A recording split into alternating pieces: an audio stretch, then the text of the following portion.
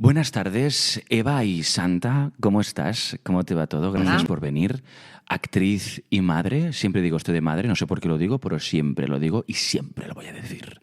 Nacida en Ceuta, en la que se la ha visto en proyectos como Farmacia de Guardia, serie maravilla que me la he tragado toda porque mi padre es súper fan, Compañeros, Ana y los Siete y infinidad de más, también en teatro, que ahora hablaremos de eso, y en las dos series más como... ¿cómo podríamos decirlo? Es que no sé qué decirle. Vamos a llamarlas ¿Exitosas? exitosas, míticas. Venga, vale, Yo va. creo que ya esto va a alcanzar la categoría mítica, ¿eh? Sí, mítico. Se estudian en la Facultad de ¿Sí o no? Comunicación Audiovisual. Ambas. ¿Es broma o no esto? No, es verdad, es verdad. ¿Ah, sí? Sí, sí, Hostia, sí. qué guay, ¿no? Qué maravilla. Yo, Sí. yo cuando miro allí es que miro a la audiencia, ¿eh? Vale. Es una manía que tengo, Hola. que es que le hablo... Hola. Mi audiencia Tú también está aquí, ¿no? puedes, tú también puedes. Hola. Oye, escúchame una cosa. Paso ya de las preguntas, amiga. O sea, vamos a pasar de las preguntas, audiencia. Porque es que si no, esto no sale. ¿Qué recuerdos te vienen a la cabeza cuando te nombro la playa del Chorrillo? Hombre, pues una de las playas de mi infancia, de mis veranos con mis abuelos en Ceuta. Yo nací en Ceuta y luego muy pequeña me marché a Madrid a vivir, a Getafe concretamente, un pueblo de Madrid. Y el Chorrillo, el Sarchal, Caramocarro son las playas de mi infancia. ¿Qué sentías de pequeña cuando cantabas Pescador de Hombres Madre mía. en el ¿Dónde habrás coro sacado del esto? colegio religioso? Yo te digo lo que a mí me ha llegado. Claro, no. Tú pregúntame lo que quieras. A mí me ha sí. llegado que tú, a ver, eres actriz por varios motivos, ¿no? Pero sí que es cierto que cuando tú cantabas esta canción se te erizaban los pelos, la piel, y pensabas, esto es Dios. Sí, es que es muy curioso. Mira, mi primera experiencia, yo creo que el ser humano es que somos espirituales desde que existimos sobre la Tierra, ¿no? Ya los prehistóricos adoraban al fuego, es decir, tenemos una necesidad de trascendencia. Entonces, yo cuando era una adolescente, o una niña, mejor dicho, antes preadolescente, empecé a sentir este sentido, ¿no? de que hay algo más. Pero claro, mi educación era una educación religiosa, Claro. católica, apostólica y romana, de colegio femenino de monjas en Getafe, Jesús Nazareno. ¿Vale? Olé, ¿algo más? Maravilloso, maravilloso. Guau. Quiero decir que no reniego para nada de mi infancia. Pero yo de repente me conectaba con cosas que tenían que ver con poesía del Día de María. Pues yo escribía la poesía y si no ganaba la poesía, que a veces ganaba y a veces no, pues me hacían leerla delante del micrófono de todo el colegio. Claro. Porque tenía la voz bonita, porque leía bien poesía. O sea, conexión, ¿vale? A través de lo religioso. Claro. Conexión con la trascendencia que para mí es el arte. Y cantando Pescador de Hombres en misa, yo me erizaba, yo pensaba que aquello era Dios, pero lo que era esa especie como de acto ritual, trascendente, Que lo tiene el bonito, teatro. poético, que lo tiene el teatro, que no deja de ser como una santa misa o como un ritual Porque hindú. paso ya de las preguntas. Me toca los huevos tener que leer todo esto. Parezco Mercedes Milá y no quiero ser Mercedes Milá. Hablas de que el teatro es sanador y yo sé que tú diste clase con ¿puede ser 4 personas más? En colegios públicos con familias desestructuradas, ¿puede ser? Sí, yo tuve la suerte de que participé cuando la Casa del Actor todavía era un proyecto vivo, en un proyecto que nos inventamos que se llamaba Jugando a Actuar y que era utilizar el teatro como terapia para que muchos niños y niñas de colegios públicos de Parla, Vicálvaro y barrios de Madrid conflictivos, que tenían muchísimos problemas, familias desestructuradas, padres en droga, encarcelados, y muchos inmigrantes, muchas personas gitanas que de repente no tenían acceso a la educación. En aquel momento, te hablo de hace mucho tiempo, o que empezaban a integrarse afortunadamente en la educación, tuvieran el teatro y las artes como ejercicio para sacar como terapia de alguna manera, como terapia vital, ¿no? Que es lo que te decía, volvemos a lo mismo. Ese sentido de espiritualidad, de conexión, de emoción que tienen las artes, pues nos salvan de muchas cosas, ¿no? Creo que tendría que haber como una asignatura obligatoria, o una o varias, en el sistema educativo de España, que fuera arte en general, o sea, artes escénicas, pintura, música, porque nos quejamos mucho también de esta sociedad, ¿no? No te voy a decir de qué, porque ahora no sé qué decirte, pero nos quejamos de esta sociedad actual y yo creo que es porque no sabemos gestionar nuestras emociones, no sabemos cómo superar una muerte de un familiar, no sabemos cómo vivir con un bullying, ¿no? Yo, por ejemplo, me han hecho bullying y entonces yo creo que es esencial el arte en las escuelas. ¿Qué opinas tú de eso? O sea, pongo la mano absolutamente en el fuego, porque tenemos, digamos, como unos contenidos educacionales, con unos programas que se ajustan a las matemáticas, la lengua, el idioma, no sé, gimnasia, ciencias, lo que sea, ¿no? Hay una serie de asignaturas que es verdad que necesitamos para abrir la cabeza, pero nos enseñan poco a cómo manejar nuestras emociones. Exactamente. Y al final todo el mundo está fatal en la vida porque no sabe gestionar su emoción. A través de las artes uno descubre dónde están sus emociones y puede canalizarlas de muchas maneras, ¿no? Entonces, no solamente teatro, música, danza, artes plásticas deberían estar incorporados en todo, digamos, es que no me sale cómo es la palabra de cómo se llama, ayúdame. ¿Cómo se llama? ¿Obligatoria? Sí, de la educación de enseñanza obligatoria, pero es que tiene un nombre. Sí, ya sé qué palabra tú quieres. Como unos programas que existen. Que sí. Bueno, ya nos vendrá. Extraescolar, ¿no? No. No, que tendría que ser contenidos fundamentales. ¿Curricular? Sí. Uy, Curricular. Sí, amiga. Pero tú querías decir que fueran asignaturas curriculares, es decir, que estuvieran dentro de... en los programas de contenido. Ahora todavía no me ha venido la palabra porque estoy un poco espesa, voy a tomarme más café. Le hemos ofrecido un café muy gracioso, una cata de café que tenía 1 milímetro, pero ese estaba o sea, había mucho amor en ese café. Pero está rico, ¿eh? Está rico. De hecho, igual te pido otro. ¿Qué te iba a decir? Que yo te digo, ya pasamos de este tema, pero... No, pero es muy interesante, ¿eh? Es muy interesante. Es que hacer una raíz cuadrada o hablar de catalán o que te enseñen a hacer dónde está el complemento directo de una oración me parece interesante. Pero cuando tengas 30 años y se muera tu padre, tendrás que saber gestionar esa emoción. Bueno, no tendrás que hacer una raíz cuadrada. Y antes, cuando te hagan bullying en el colegio, exacto. cuando te rompan las gafas, o aceptarla, mil cosas, cuando te deje un novio o te hagan ghosting. ¿Qué es ghosting? Estas cosas. Uno tiene que ¿Qué es saber. hacer ghosting? Ya lo sabes tú. Que no sé lo que es hacer ghosting. Bueno, luego te lo explicamos. Luego se lo explicamos. No. ¿No sabes lo que es hacer ghosting? ¿Yo te he hecho ghosting? ¿En serio? ¿Alguna vez? ¿Y bullying? ¿Y a mí me han hecho bullying. ¿Sí? Pues quiero decir, ¿cómo podrías tú gestionar eso? Lo gestionaba con la psicóloga. Vale, con la psicóloga. Pero ¿no sería maravilloso que todo el mundo supiera decir, hoy tengo una ansiedad que me muero, ¿qué hago con esto? Sí. Y supiésemos relajarnos, supiésemos conectarnos con nosotros. Bueno, pues el arte sirve para eso, en gran parte. Totalmente. Para canalizar la emoción. Entonces, no sé, yo por eso soy actriz, porque he encontrado en el arte de la interpretación, de alguna manera, mi propósito de vida. Creo que así me conozco mejor a mí misma, me cambio, me gestiono y ayudo a que la gente sea feliz o infeliz. No sé. O sea, quiero decir que puedo mover emociones y que puedo eso es tan bonito. Eso es tan bonito, poder emocionar a la gente. Yo soy actriz por eso, te lo juro. O sea, y se lo debo a... Señor, me has mirado a los ojos en un colegio de monjas, fíjate. Qué guay. A ver, Mercero... en Farmacia de Guardia, Eva y Santa salió en Farmacia de Guardia. De hecho, fue el primer proyecto que hiciste después de beberte un chupito de licor de manzana en el casting porque estabas nerviosa. Sí. ¿Es verdad eso? Eso es verdad. Vale. ¿Te podría haber traído licor de manzana hoy? No, porque esto no es un casting. Buena respuesta. Siguiente. Y Mercero te decía, niña, te voy a clavar los pies. ¿Por qué te decía eso? Ay, qué curioso. Fíjate, esto ya lo habrás sacado de algún sitio. Bueno, lo del chupito de manzana es verdad porque estaba muy nerviosa y me llevó Es que era muy cría, tenía 18 años. A ver, no estoy diciendo que la gente se beba un chupito antes de hacer un casting, ¿vale? Yo no estoy diciendo esto. Yo digo que en ese momento yo estaba con un medio noviete que me llevó hasta Antena 3, que Antena 3 estaba donde Cristo perdió la sandalia, en Madrid, y entonces me llevó a ese casting, que era un casting de una serie. Y yo estaba empezando como actriz, imagínate, ¿no? Claro.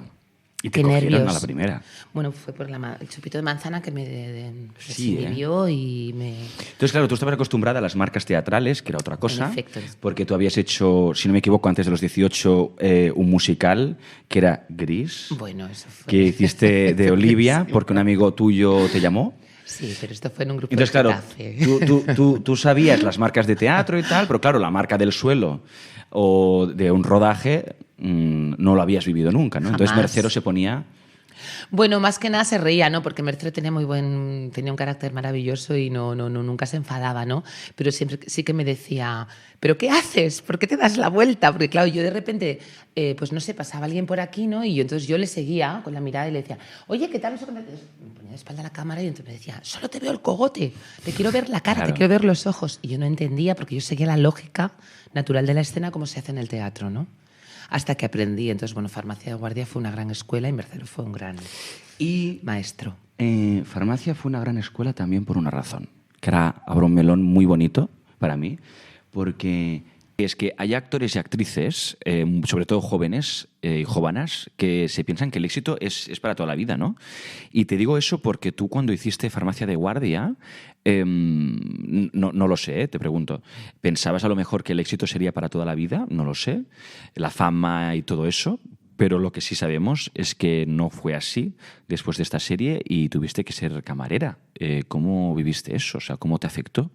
Yo lo que puedo compartir es mi experiencia. O sea, yo que era una niña de un grupo de teatro de Getafe, de repente empiezo a trabajar profesionalmente en teatro, hago 2, 3 funciones, hago una prueba para la primera sitcom y de repente de la noche a la mañana pues tengo un sueldazo para una niña de 18 años y me convierto en súper famosa, ¿no? Porque era lo que se veía, era máxima audiencia.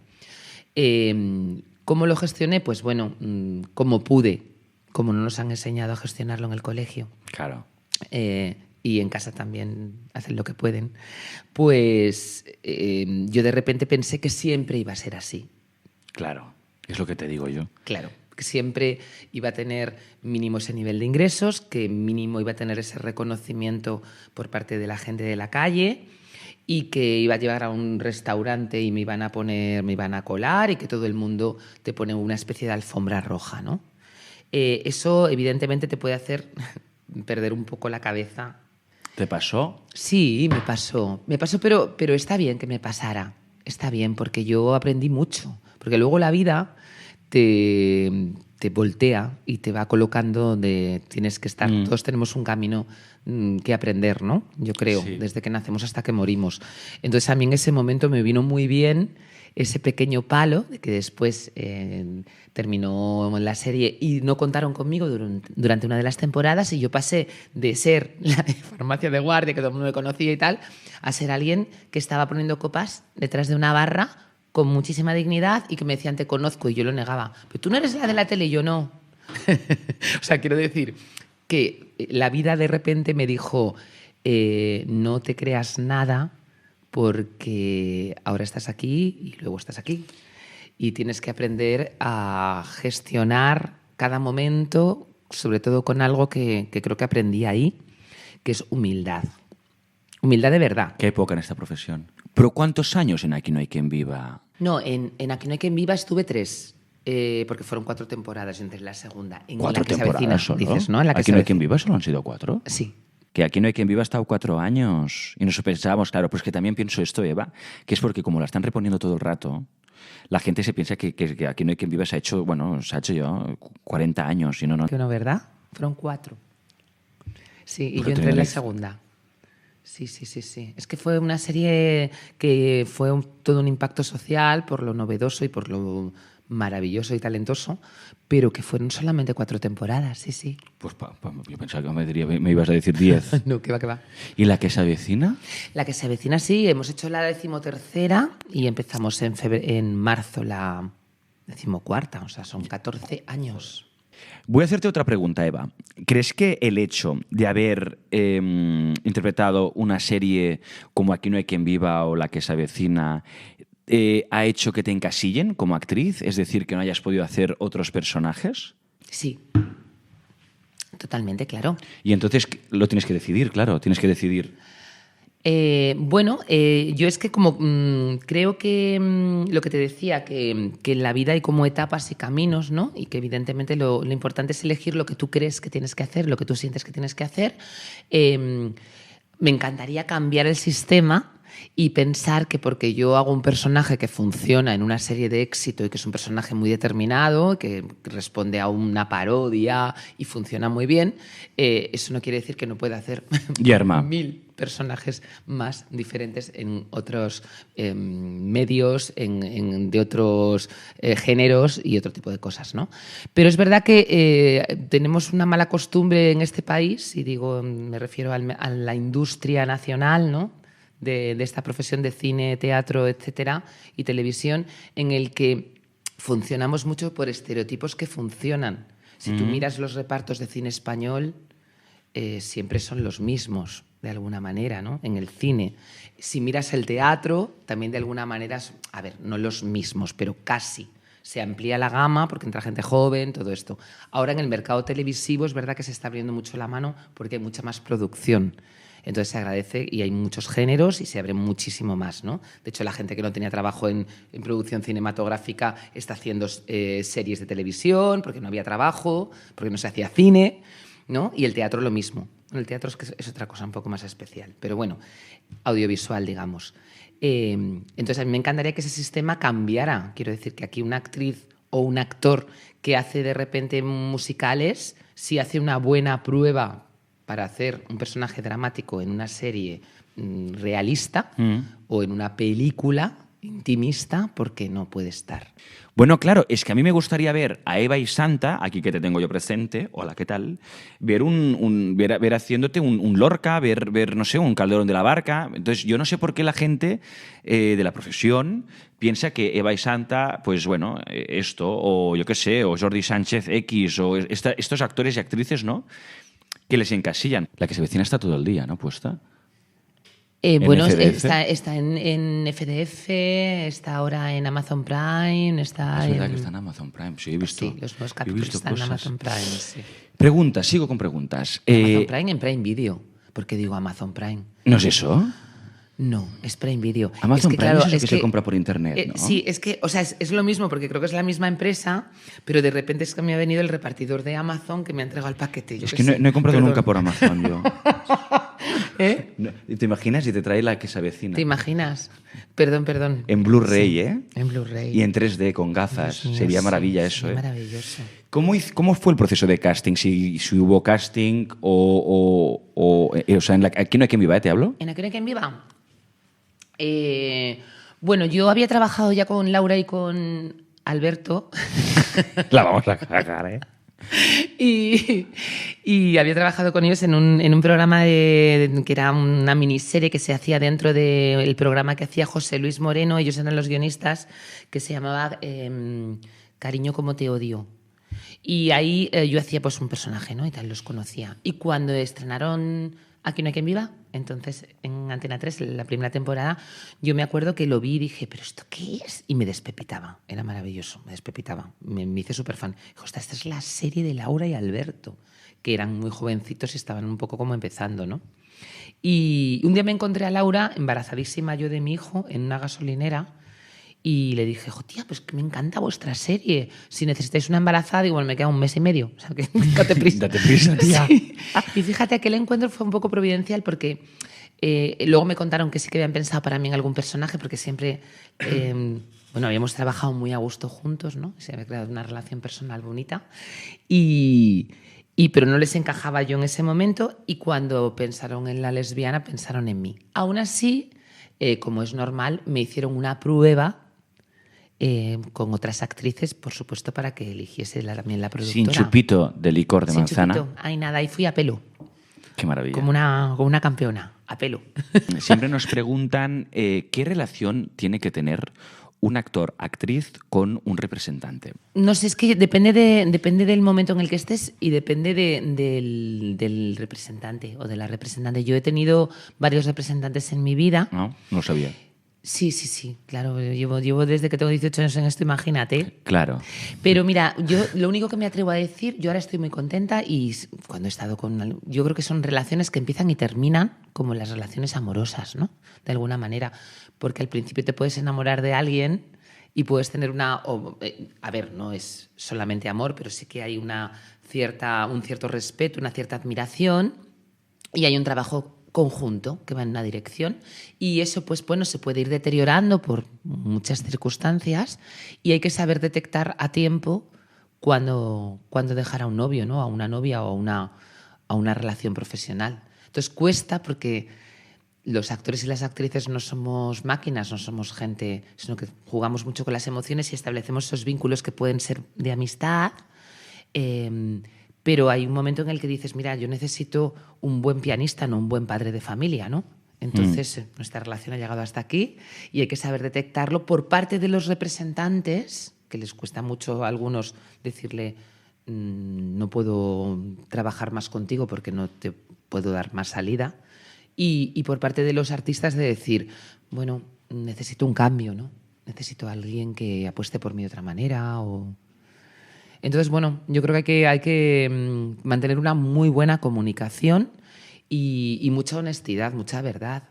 ¿Qué quieres tú? ¿Qué quiero yo? ¿Nos servimos o no servimos? ¿Qué crees que tiene que tener un videobook? Es decir, evidentemente cenas. Pero ¿qué tipo de registros? Pues, ¿me estás preguntando a mí? Sí. Hombre, que tú tienes videobook. Ya, bueno, un videobook.